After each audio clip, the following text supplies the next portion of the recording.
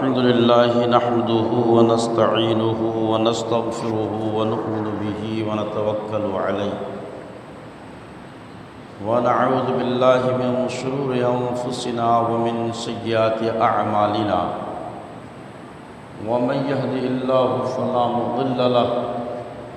ومن يضلله فلا هادي له ونشهد أن لا إله إلا الله ونشهد أن محمدًا عبده ورسوله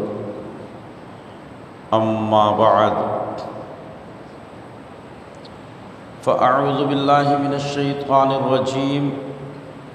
بسم الله الرحمن الرحيم ورجال لا تلهيهم تجارة ولا بيع عن ذكر الله صدق الله مولانا العظيم وصدق رسوله النبي الكريم ونحن على ذلك لمن الشاهدين والشاكرين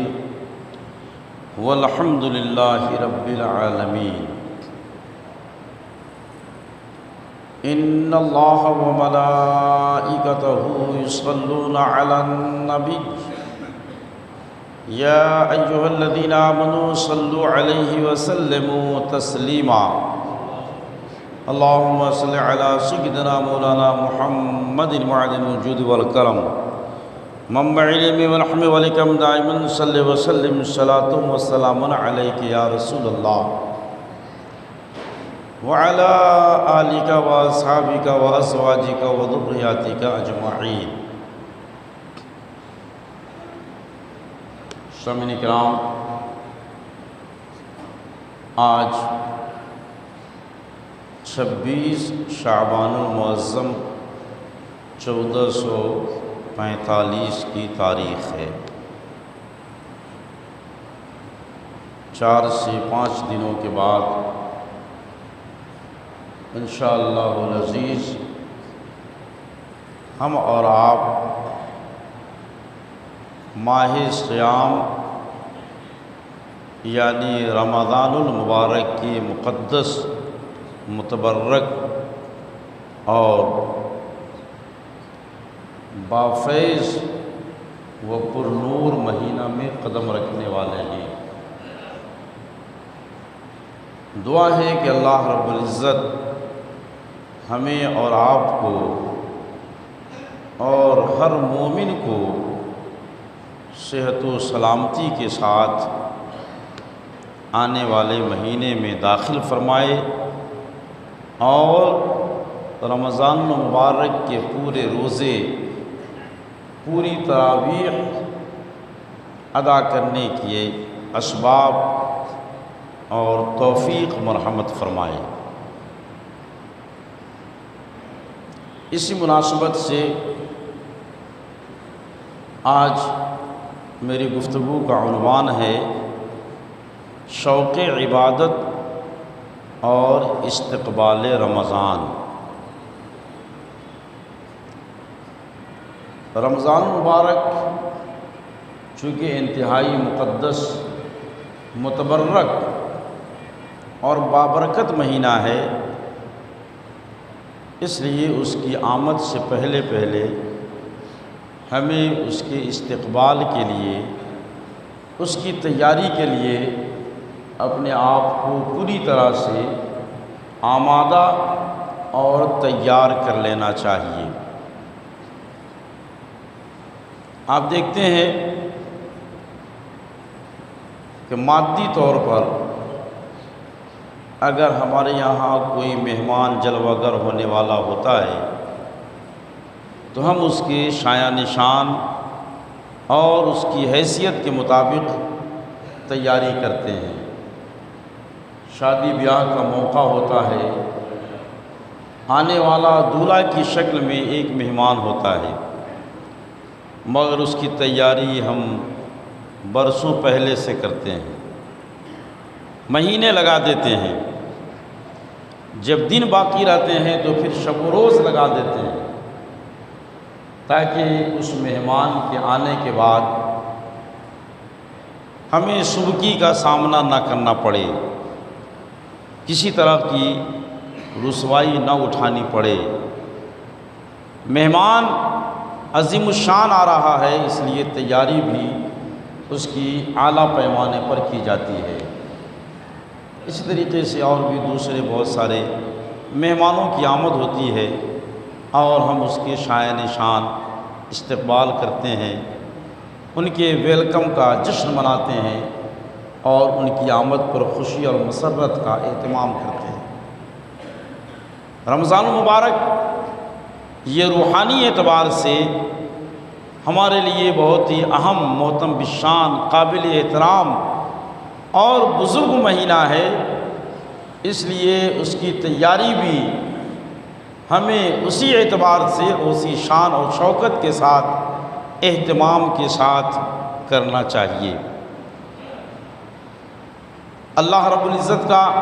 یہ انعام ہے، اس کا فضل ہے کہ اس نے ہمیں وقتاً فوقتاً اپنی نعمتوں، اپنی رحمتوں کو سمیٹنے کا موقع عطا فرمایا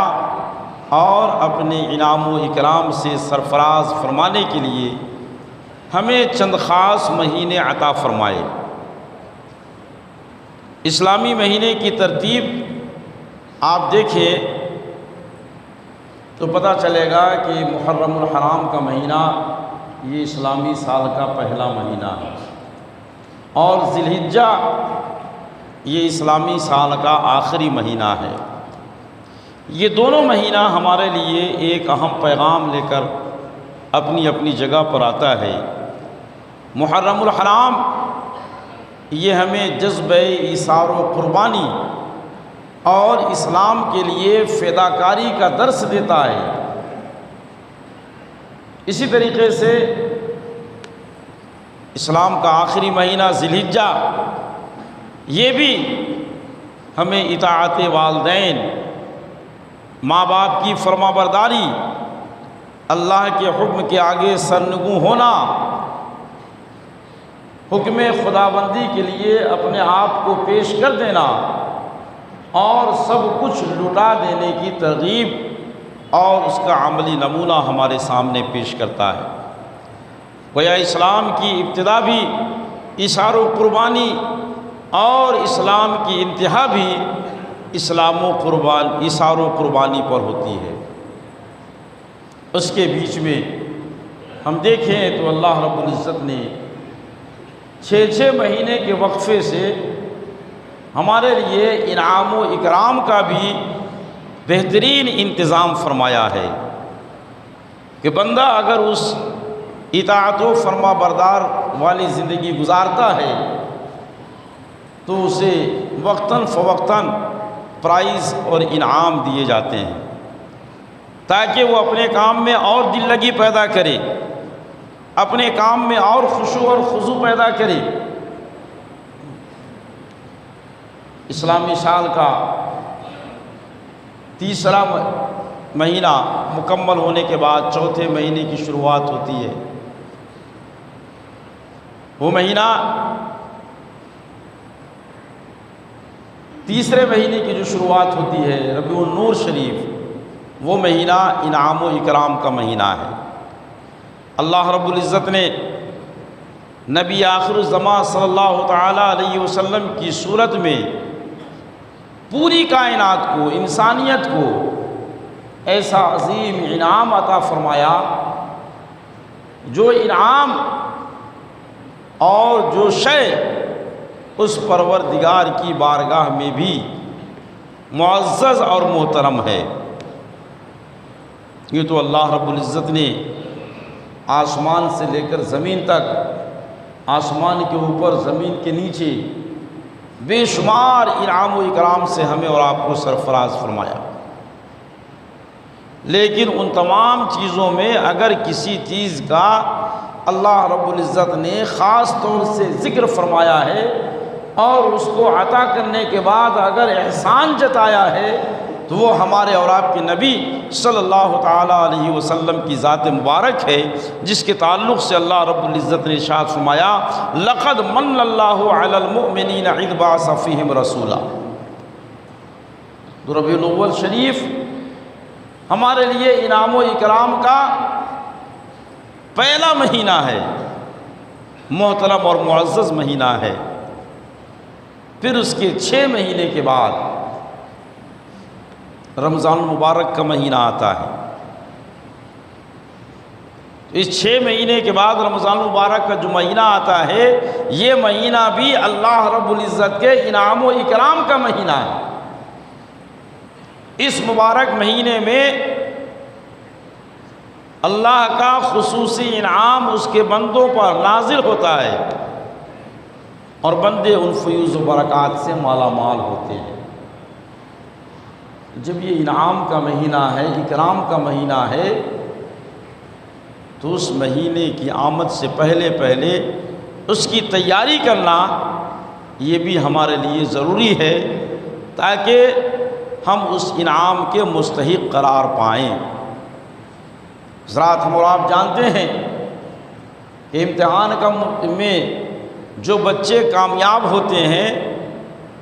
first division, second division, third division لاتے ہیں، انہی کو اعلیٰ سے اعلیٰ اور بہتر سے بہتر انعام دیا جاتا ہے۔ اور فرسٹ، سیکنڈ، تھرڈ ڈویژن کون بچے حاصل کرتے ہیں؟ جو سال بھر اپنے سبجیکٹ میں، اپنی کتابوں میں، اپنے سلیبس میں محنت کرتے ہیں۔ جیسی محنت ہوتی ہے امتحان ہونے کے بعد ویسے ہی انعام سے سرفراز کیا جاتا ہے۔ بلا شک و شبہ رمضان المبارک کا مقدس مہینہ آ رہا ہے، یہ ہمارے لیے محنت کا مہینہ آ رہا ہے، مشقت کا مہینہ آ رہا ہے۔ مختلف اعمال کے بجا لانے سے ہم اور آپ اس میں محنت و مشقت کریں گے تو ایک دن جو آئے گا جسے ہم عید کا دن کہتے ہیں، وہ ہمارے لیے انعام کا دن ہوتا ہے۔ اس رات کو انعام کی رات کہا جاتا ہے، لیلۃ الجائزہ اس کا نام ہے، اور اس دن کا نام انعام کا دن رکھا گیا ہے۔ تو انعام اور اکرام کسے ملے گا؟ جو اسٹوڈنٹ محنت کرے گا، جو طالب علم محنت کرے گا، محنت و مشقت سے پہلے اس کے لیے اسباب تیار کر لینا، وسائل تیار کر لینا، چیزیں مہیا کر لینا، یہ ضروری ہے۔ یہ جو ہمارے پاس 2-4 دن کے دن بچے ہیں، یہ رمضان المبارک کی تیاری کے دن ہیں، اور یہ تیاری 2 طرح سے ہے۔ ایک مادی تیاری رمضان کے آنے سے پہلے، اور دوسری روحانی تیاری رمضان کی آمد سے پہلے۔ رمضان کی آمد سے پہلے مادی تیاری کیا ہے؟ مادی تیاری یہ ہے کہ رمضان کے آنے سے پہلے ہم رمضان کی افطاری کا سامان اپنے لیے اکٹھا کر لیں، سحری کا سامان اکٹھا کر لیں، عید کے لیے شاپنگ کر لیں۔ بہت ایسا ہوتا ہے کہ لوگ عید جب قریب آتی ہے اور مبارک ایام اپنی جلوہ سامانیوں کے ساتھ ہم سے رخصت ہونے والا ہوتا ہے، تو ایسے دنوں کو لوگ عموماً شاپنگ میں، مارکیٹنگ میں، بازاروں میں خرچ کرتے ہیں۔ وہ دن ہمارے لیے بازاروں میں پھرنے کا نہیں، شاپنگ کرنے کا نہیں، گھومنے پھرنے کا نہیں، بلکہ وہ زیادہ سے زیادہ عبادت کرنے کا وقت ہوتا ہے۔ لہذا اس وقت اگر آپ عبادت کرنا چاہتے ہیں تو شعبان میں وہ کام کر لیں جو رمضان کے آخر میں کرنا ہے۔ وہ شاپنگ، وہ خریداری، وہ کپڑے، وہ ساز و سامان جو آپ رمضان میں خریدتے ہیں، رمضان کے آنے سے پہلے خرید لیں، اس کا انتظام کر لیں، اور رمضان کو بالکل عبادت کے لیے فارغ کر لیں تاکہ رمضان میں ادھر ادھر بھٹکنا نہ پڑے۔ یہ ہے رمضان کے لیے مادی تیاری کرنا۔ اور رمضان کی آمد سے پہلے روحانی تیاری کرنی ہے۔ روحانی تیاری کیا ہے؟ روحانی تیاری یہ ہے کہ آدمی اپنے دلوں کو نرم کر لے، دلوں کو صاف ستھرا کر لے، دلوں کی بیماریوں کا علاج کر لے، دلوں کو غلاظت سے دور کر لیں، صاف کر لیں، قلب کو صاف کر لیں، روح کو صاف کر لیں، دلوں کو تقویت پہنچانے والے ساز و سامان ابھی سے شروع کرتے ہیں۔ روزہ رکھنے کے لیے کچھ لوگ فزیکل تیاری کرتے ہیں تو روزہ سے پہلے وٹامنس لینا شروع کر دیتے ہیں، ٹونک لینا شروع کر دیتے ہیں تاکہ رمضان میں ہم فٹ رہیں اور آسانی سے روزہ رکھ سکیں۔ یہ فزیکل تیاری ہے کہ آپ ٹونک لیتے ہیں، وٹامنس لیتے ہیں اور اس قسم کی چیزیں لیتے ہیں جو آپ کے جسم کو طاقت اور توانائی عطا فرماتی ہے۔ میری ملت کے جوانوں اور بزرگوں، روح کو توانائی عطا کرنے والی بھی ٹونک کی آپ کو ضرورت ہے، اس کی بھی وٹامنس کی آپ کو ضرورت ہے، وہ بھی ساز و سامان آپ کو رمضان شروع ہونے سے پہلے لے لینے ہیں جو آپ کی روح کو تقویت عطا کرنے والے ہیں۔ روح کو تقویت عطا کرنے والی چیز کون سی ہے اور روح کو کیسے صاف کیا جائے، اس کی گندگی کیسے دور کی جائے، اس کی غلاظت کو کیسے ختم کیا جائے، تو اس تعلق سے ہمارے اور آپ کے آقا صلی اللہ تعالیٰ علیہ وسلم نے جو رہنمائی فرمائی ہے اس میں سے ایک یہ بھی ہے۔ آقا صلی اللہ تعالیٰ علیہ وسلم ارشاد فرماتے ہیں کہ جس طریقے سے لوہے کو زنگ لگ جاتا ہے تو لوہے کا زنگ آدمی ریزمال سے صاف کرتا ہے یا اس چیز سے جو اس زنگ کو دور کر سکے۔ لوہے کا زنگ دور کرنے کا طریقہ ریزمال یا اس قسم کے کیمیکل میٹیریلز ہیں، اور فرمایا کہ جس طریقے سے لوہے کو زنگ لگتا ہے اسی طریقے سے دل بھی زنگ آلود ہو جاتے ہیں۔ صحابہ نے عرض کیا کہ یا رسول اللہ، دل کے زنگ کو صاف کرنے کا طریقہ کیا ہے؟ لوہے کا زنگ تو ہم لوگ صاف کر لیتے ہیں، اس کا طریقہ تو ہمیں معلوم ہے، لیکن دل جب زنگ آلود ہو جائے تو اسے کیسے صاف کیا جائے؟ تو آقا صلی اللہ تعالیٰ علیہ وسلم نے ارشاد فرمایا، میرے صحابہ، دلوں کے زنگ کو صاف کرنے کا طریقہ تلاوت قرآن کرنا ہے۔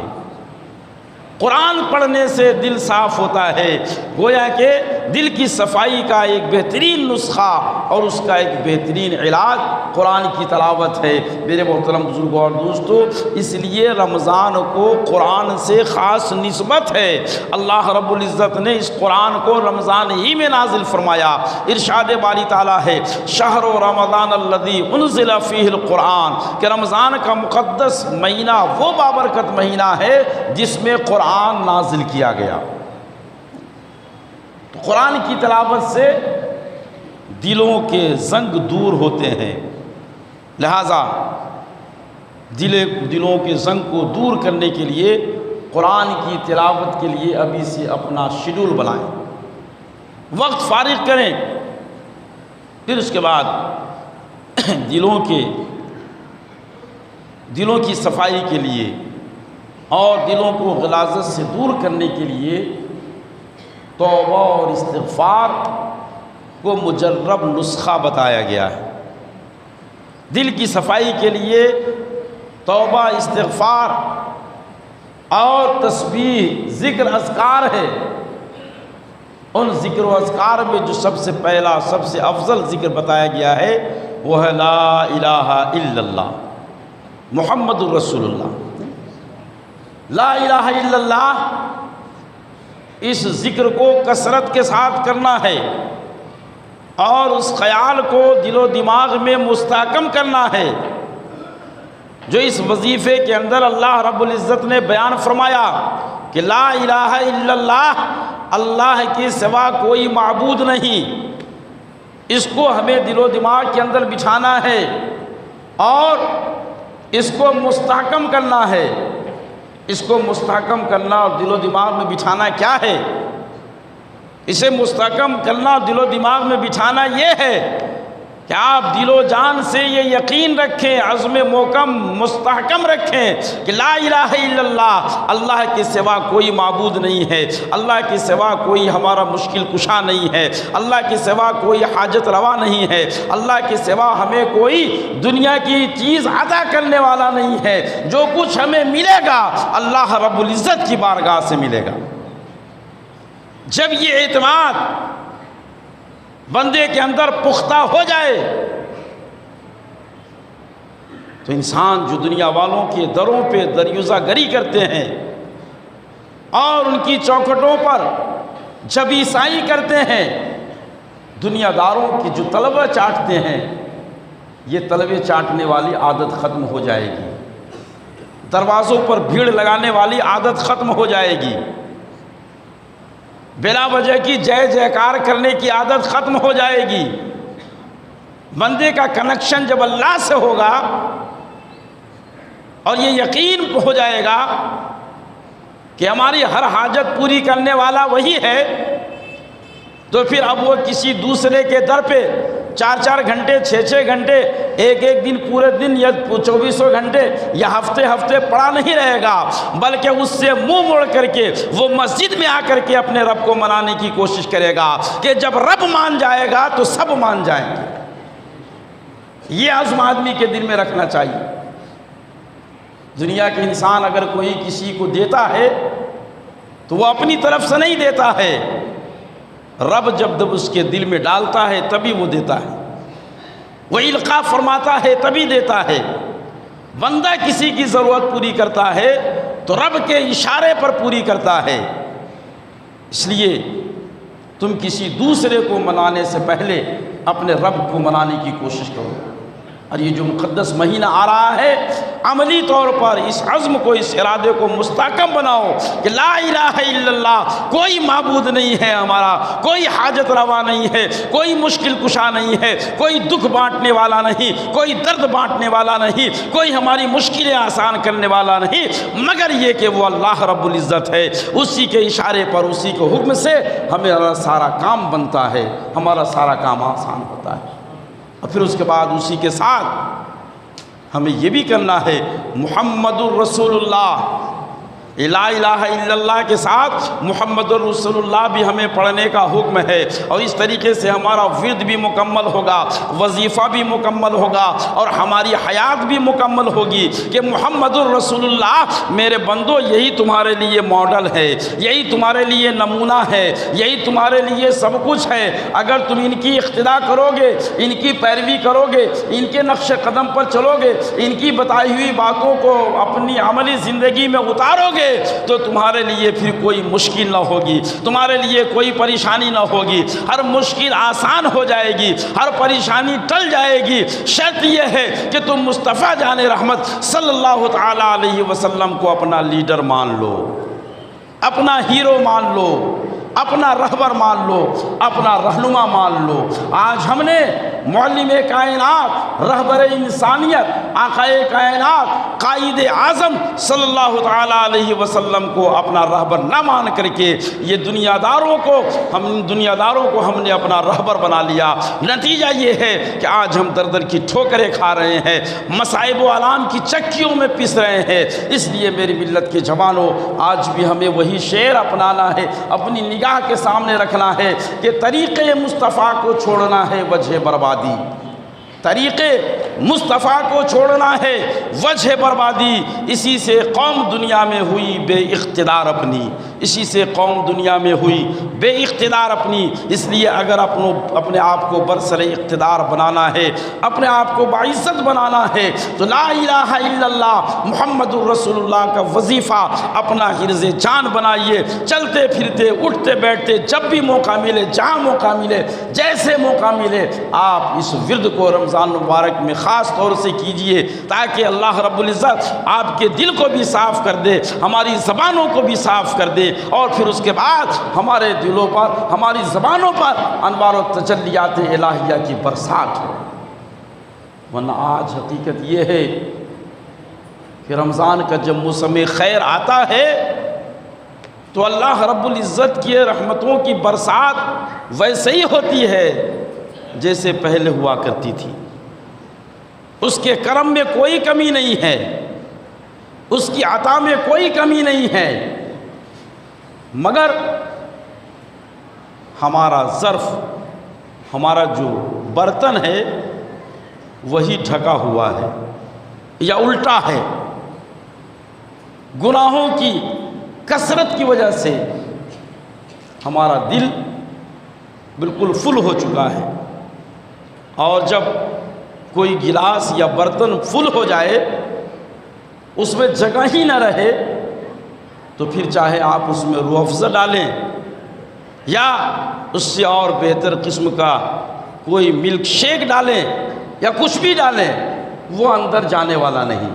اس لیے کہ اس میں جگہ ہی نہیں ہے۔ اندر ڈالنے کے لیے جگہ بنانا ضروری ہے،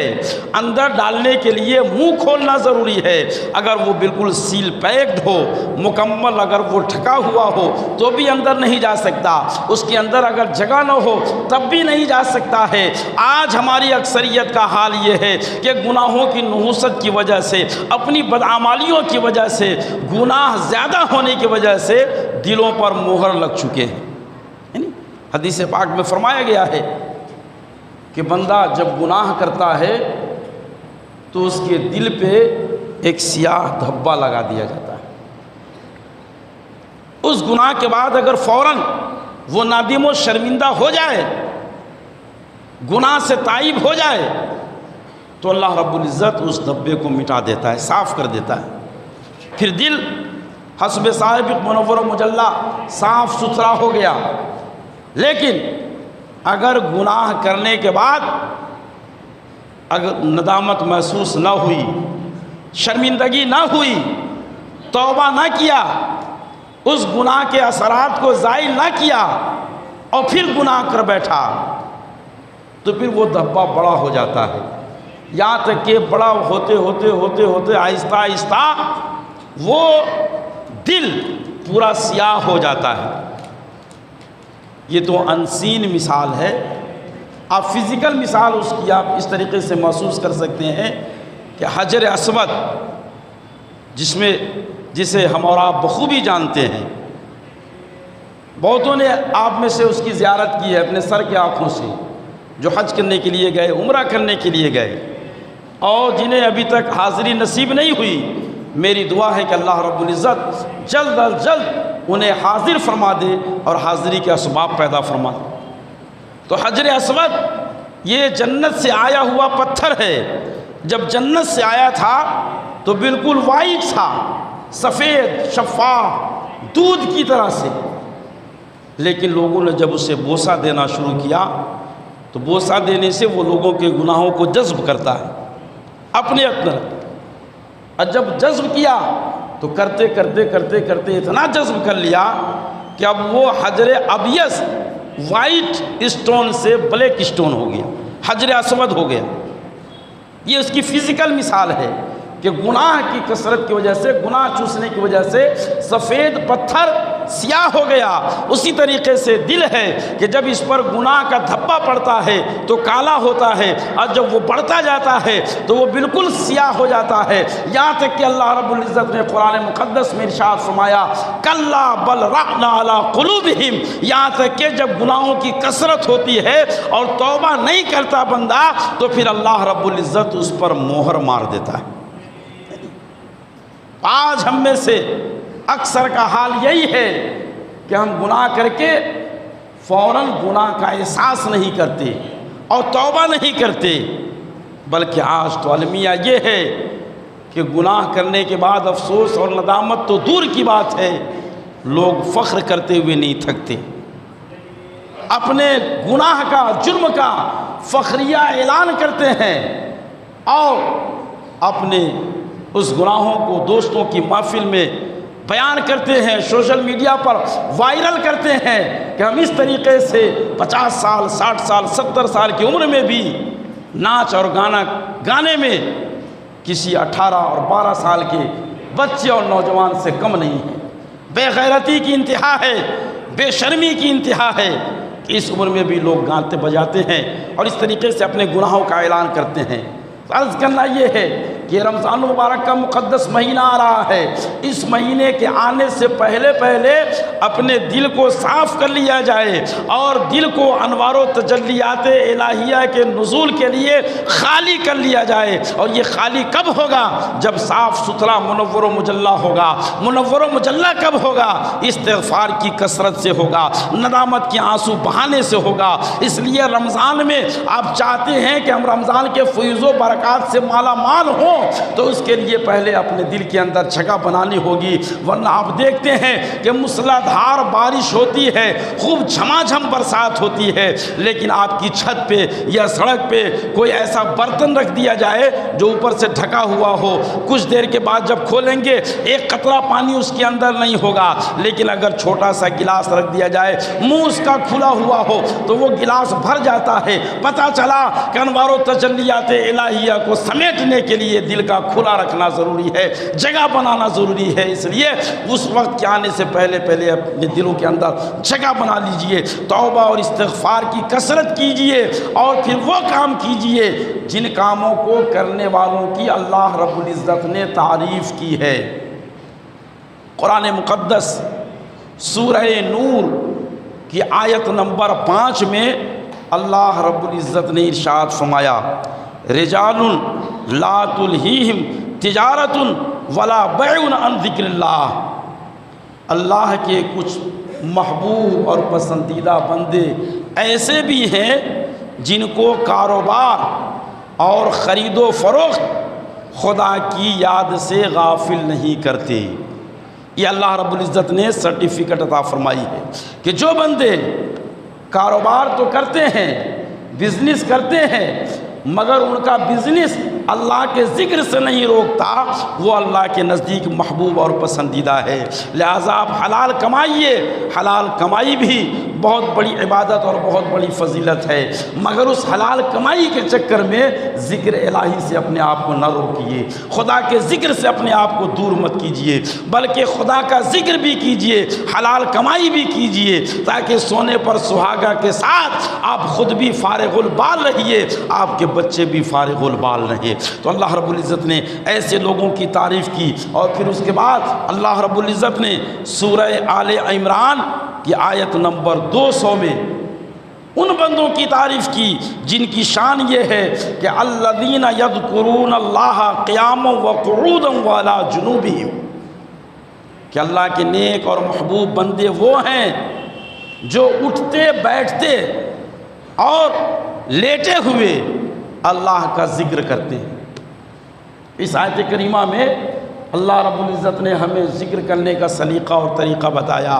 آپ یہ نہ سوچیں کہ ہم جب اپنے سارے کاروبار سے فارغ ہو کر کے مسجد میں جائیں گے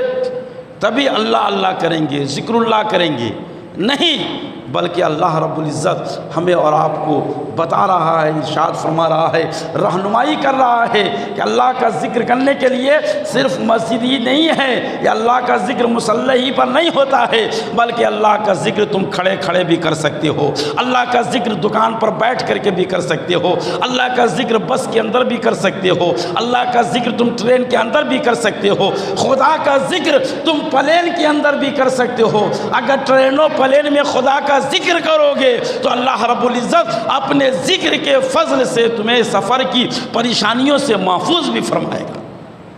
اور تمہیں ذکر کرنے کی نعمت سے مالا مال بھی فرمائے گا۔ اور پھر اگر تم چلتے پھرتے اٹھتے بیٹھتے ذکر کرتے رہے اور نیند نہیں آ رہی ہے تو بستر پر لیٹ کر کے بھی اللہ کا ذکر کر سکتے ہو، کہ ذکر اللہ کرتے کرتے لیٹ جاؤ، یعنی اور جب اٹھے تو تمہاری کیفیت یہ ہو کہ میں سو جاؤں یا مصطفیٰ کہتے کہتے، اور کھلے آنکھ صلی اعلیٰ کہتے کہتے، اللہ کا ذکر کرتے ہوئے نبی پر درود پڑھتے ہوئے سو جائیں، اور جب پھر آنکھ کھلے تو نبی پر درود پڑھتے ہوئے آنکھ کھلے، وہ دعا پڑھتے ہوئے آنکھ کھلے جس دعا کی ہمیں حدیث میں تلقین کی گئی ہے۔ تو میرے محترم بزرگوں اور دوستو، یہ سمنا بھی عبادت ہو جائے گا، اور الذین یذکرون اللہ قیاما وقعودا وعلی جنوبہم پر عمل بھی ہو جائے گا۔ اس لیے میرے ملت کے جوانوں اور بزرگوں، رمضان مبارک کا مقدس مہینہ اپنی پوری جلوہ سامانیوں کے ساتھ آ رہا ہے۔ ضرورت اس بات کی ہے کہ ہم اپنے معزز مہمان کا استقبال شایان طریقے سے کریں، اپنی مادی ضرورتوں کو رمضان سے پہلے پوری کر لیں، اور رمضان کا مہینہ ہم خاص طور سے عبادت کے لیے مختص کریں۔ اسی طریقے سے روحانی طور پر بھی اپنے دلوں کو ہم صاف ستھرا اور مجلہ کر لیں، غیبت،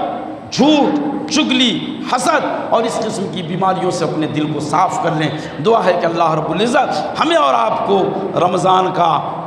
مکمل طریقے سے استقبال کرنے کی توفیق عطا فرمائے۔ رمضان مبارک کے مقدس مہینوں میں پورے روزے اور پوری تراویح اور دیگر اذکار اور عبادات کرنے کی توفیق عطا فرمائے۔ وآخر دعوانا ان الحمد للہ رب العالمین۔